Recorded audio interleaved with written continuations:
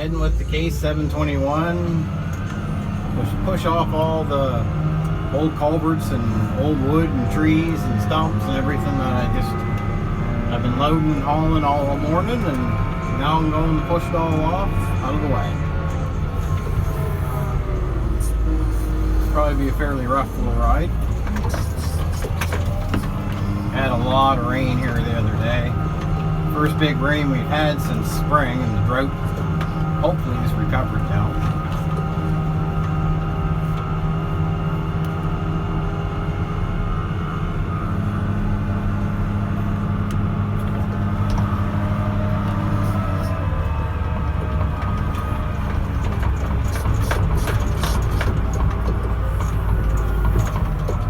So when you're doing this, it's good to use lower gear and be ready on the brakes. You don't want to go over the hill. Here's the junk I just shoved off, or about to shove off. We'll put her in the second gear here and start shoving her.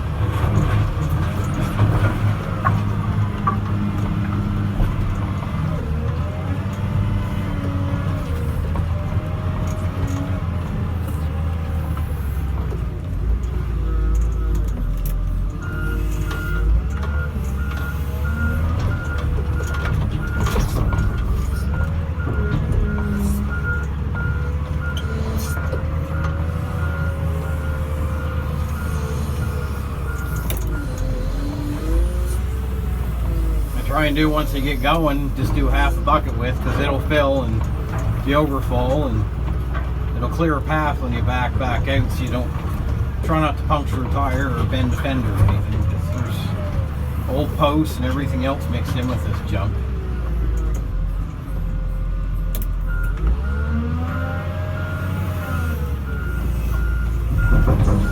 You don't want to get a flat tire.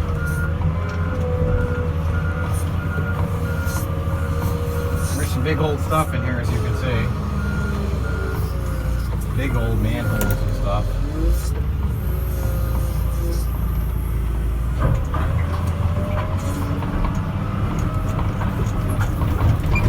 I say this loader has all kinds of power for pushing stuff.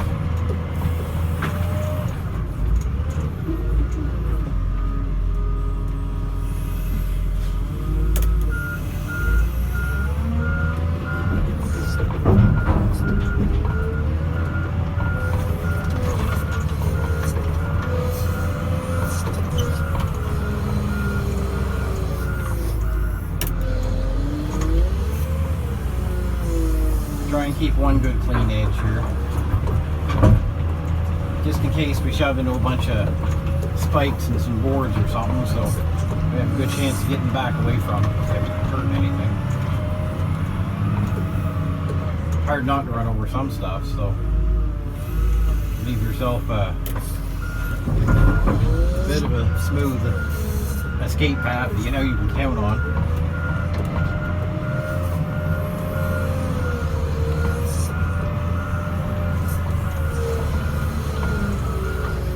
Kind of an extreme example of shoving stuff off, I know. There's a lot of stuff here. Probably a good 20 truckloads of mud and old pipe and old cement. Nails sticking out of that. I'm not gonna want that in my tire.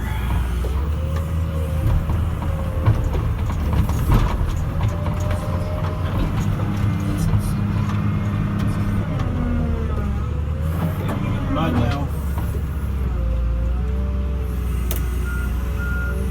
gonna dump that, try her again. There's a couple of old railroad ties in there that are all rotted out now, so there's nothing left in them. There's no oil in each of them. There's some spikes in them. I really don't want to get into that.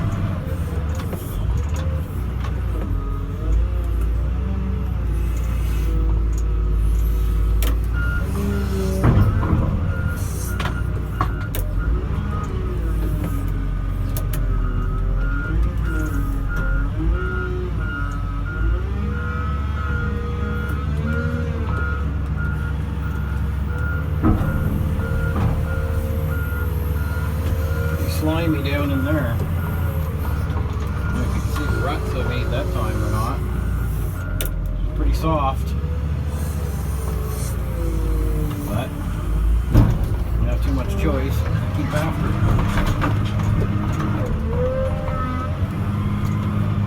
What I'll do with this bucket is I'll just pull this one off and go dump it.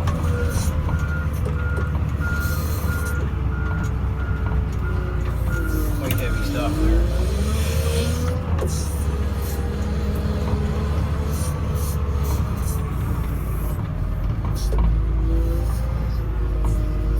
So loading, hauling, and shoving all this is a day's work for today.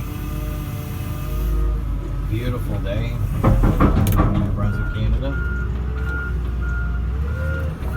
Most of the are if it's not snowing. That foolishness will start for too long. This time last year we had our first storm with 30 centimeters or a foot of snow, depending on where you live and how you measure, I guess.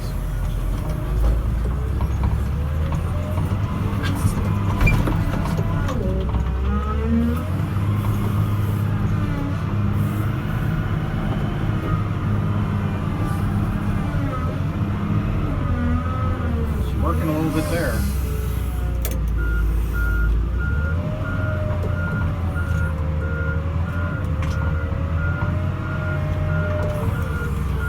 Some of the stuff came out of a plug ditch yesterday too, so it's just wet stuff here.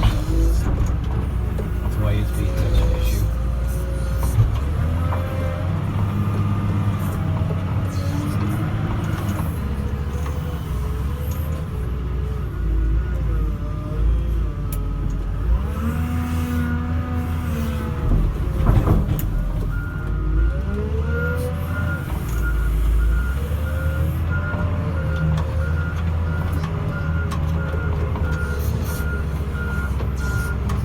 Try and do when I have a bunch of loads like this. I try and,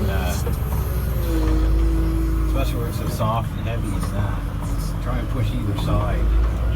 Kind of work myself in a little V here. Rough. I caught the post that's laying in there. There's an old backstop post from the ball field in there. Caught endwise. As I said in my other video, some people get in loaders and stuff like this and just rip and tear, and there's just really no reason why. I mean, you know, it's funny. Some people think this running equipment must be fun. I can certainly tell you it's not. But on the other hand, some people get out and they hardly walk at the end of the day because they're so stiff and sore, and that does happen. I mean, I've been in the machine and plowed for 20 hours straight on numerous occasions, and it's pretty hard to straighten up. But if you're going and ramming and hitting everything as fast as you can and spinning and tearing and bouncing, I mean, you're going to feel all that much more. Be good to your machine and yourself.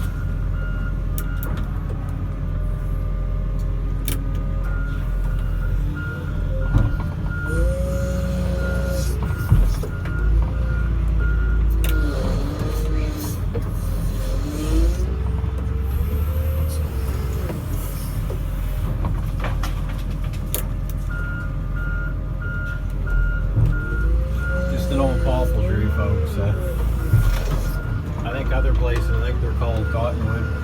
It's not 100% sure. The old poplar tree here. They get to be not much bigger than that, and they absorb so much water they can't stand. They rot and fall down. I've been calling them raffle for years because they get to be a decent tree and they rot.